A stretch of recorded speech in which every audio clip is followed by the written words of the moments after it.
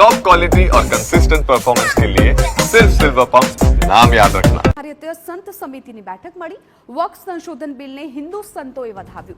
વક્ફના કાયદામાં સંશોધન બદલ સરકારને અભિનંદન પાઠવ્યા। સરકારે અદ્વિતીય અને અદ્ભુત કામ કર્યું તેવું સમિતિના રાષ્ટ્રીય અધ્યક્ષે કહ્યું। મૌલવીઓ અને મુસ્લિમ આગેવાનોએ પણ કાયદાને આવકાર્યું। મુસ્લિમ આગેવાનોને વાંધો નહીં તો રાજકીય પક્ષોને શું તકલીફ? હિન્દુ સમાજને જાગૃત કરવા માટે આ સભાનું આયોજન।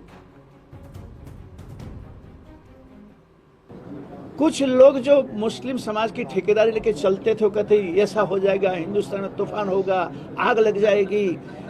कुछ भी नहीं हुआ।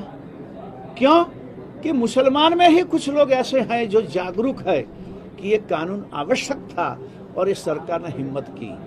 तो जब मुसलमान के नेता, मुस्लिम कितने मौलवी जब इस बिल का समर्थन करते हैं तो ये हमारे राजनीतिक पार्टियां क्यों विरोध करते हैं?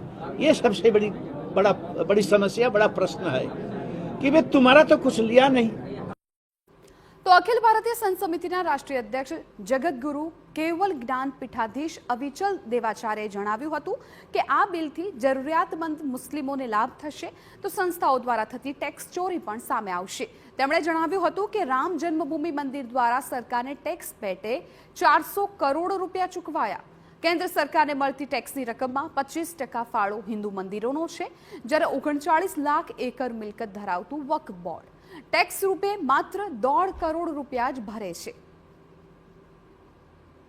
सारे देश की हिंदू संस्थाओं का सरकार में जो टैक्स जाता है उसको गिना जाए तो मैं समझता हूं कि सरकार की कुल आमदनी से 25% केवल हिंदू धर्म संस्थाओं का ही इनकम है उनको।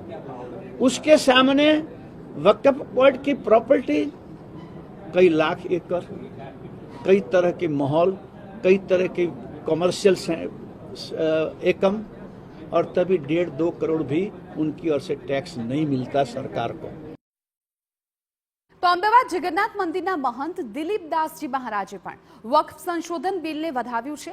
તેમનું કહેવું છે કે જે પાર્ટીઓ કે લોકો હાલ વિરોધ કરી રહ્યા છે તે પણ ભવિષ્યમાં સમજશે। અગાઉ શંકરાચાર્યજીએ સનાતન બોર્ડની રચનાની માંગ કરી હતી। તે સંદર્ભે વાત કરતા દિલીપ દાસજીએ કહ્યું હતું કે બોર્ડ કરતાં પણ વધારે મહત્વનું એ છે કે લોકો સનાતનની પરંપરા સાથે જોડાયેલા રહે।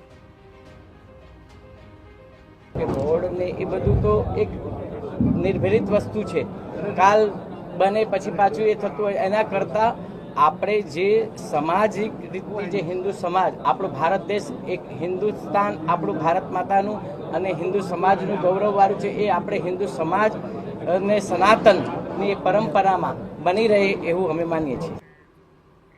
સમાચાર સુરતથી મળી